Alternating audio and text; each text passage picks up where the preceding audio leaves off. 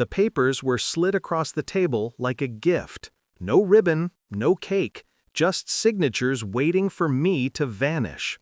My husband sat at the head, his expression a mask of calm cruelty.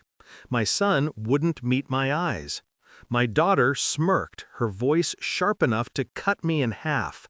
Pathetic. You didn't see this coming. They all laughed.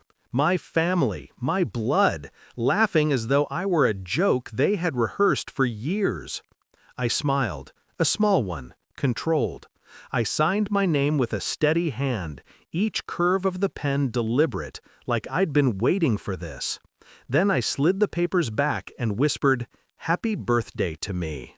And I walked out, quietly, without begging, without breaking. They thought it meant they'd won. I met him when I was 21. He was ambition wrapped in charm, a man who convinced me his dreams were ours. We built everything together, brick, bone, and breath. The company, the house, the family. He was my partner, my anchor, or so I thought. I used to believe betrayal came like lightning, sudden, shocking, impossible to predict. But in truth, it drips in slowly. The late nights, the missed calls, the cold silences dressed up as exhaustion. At first, I dismissed the signs. Love makes you blind on purpose. But one night, I saw the truth spelled out in careless pixels. Messages on his phone, my daughter's voice in them, laughing about finally getting rid of her. It wasn't just him. They were all in it together. My own children, the ones I had carried, siding with him to erase me. That night, I cried quietly, but only once. Then I stopped, because tears are fuel for them, and I had no intention of feeding their fire. When they handed me those papers, I already knew what they had done. The house transferred, the company shares shifted, my accounts drained into shells I didn't recognize. I didn't fight, not then. I left them to believe I was powerless. But power isn't always loud. Sometimes it's hidden in the details people overlook. He forgot the company's registration still carried my signature as a co-founder. He forgot the secondary account only I had authorization for. He forgot that the contracts he signed, every single one, bore witness to my investments, my capital, my silent labor that no court could deny. And he forgot I was smarter than the woman he had built in his head. For 3 days, I said nothing.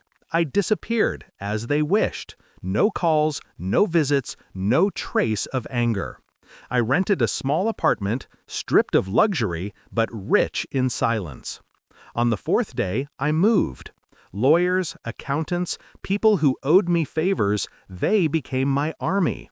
I placed calls, drafted documents, unearthed receipts, and followed the money they thought I'd never find.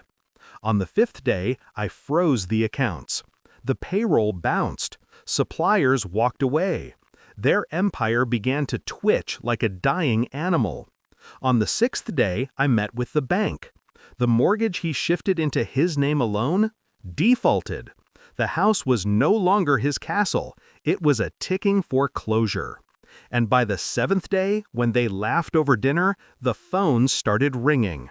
Lawsuits, investigations, empty accounts, deals collapsing. I didn't answer their first calls, or the next 20. By the 42nd, I finally picked up. His voice was hoarse, frantic. "What did you do?" I let the silence stretch, heavy, suffocating. Then I spoke, calm as ever. "Nothing you didn't teach me." He begged. My daughter's voice cracked in the background, pleading in a way she never had when it mattered. My son sobbed quietly. The family that mocked me now drowned in their own desperation. I almost pitied them. Almost. We met one last time, in the office that used to be ours. The air reeked of stale defeat. He looked smaller, thinner, stripped of the arrogance that once cloaked him. "You ruined us," he spat. No, I corrected. You ruined yourself. I just removed the mask. My daughter wouldn't look at me. My son's eyes were red. They had gambled me away, certain I was weak, certain I would break. But weakness is not silence. Weakness is betrayal, and I was done being weak. I slid one final document across the table, the transfer of the company back into my hands. His signature already there, coerced by the bankruptcy judge, the creditors, the weight of consequences he never imagined would land so fast. This was mine before it was ever yours, I whispered. When I walked out that building, the sun hit me like freedom. I didn't feel grief, not anymore, just release. They had given me an unexpected gift on my birthday, the death of illusion. And I had given them one in return, karma, swift and merciless. Do I regret it? No. Love made me blind, but betrayal sharpened my sight. And now, when the phone rings, I let it. Some lessons are best learned in silence.